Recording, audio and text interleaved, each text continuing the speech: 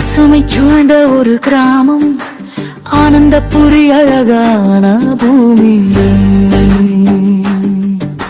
சிரிப்போடு வாழ்ந்த மக்கள், பகிர்ந்து கொண்ட வாழ்க்கை சாமி. அருகில் இருந்த கருங்காடு, மந்திரம் நிறைந்த பயமூட்டும் வீடு. அங்கே போகாதே என்றார்கள், ஆனால் ஆரன் கனவு தேடுது. அமைதியான அந்த காடு, பறவைகளும் பேசாம மறந்தது. ஒளிரும் ஒரு பட்டாம்பூச்சி என்னை பின்னும் தொடர்கிறான்றது. பழமையான பெரிய மரம் பேசுது ஓர் மந்திர ராகம். உன் மனதில் என்ன இருக்கு என்று கேட்டது அவன் தியாகம்.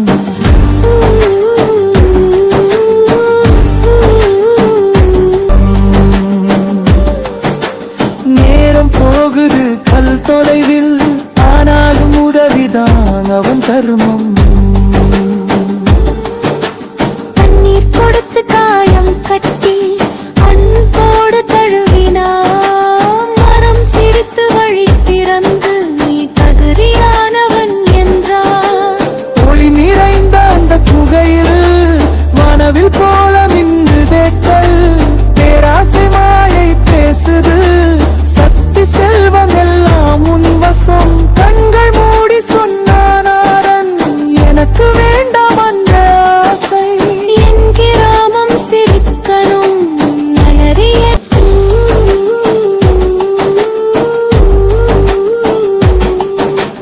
அந்த நொடிக்கல் பிரகாசித்து உள்ளத்தில் கலந்து மறைந்தது. மந்திரம் வெளியில் இல்லை என்ற உண்மை புரிந்தது.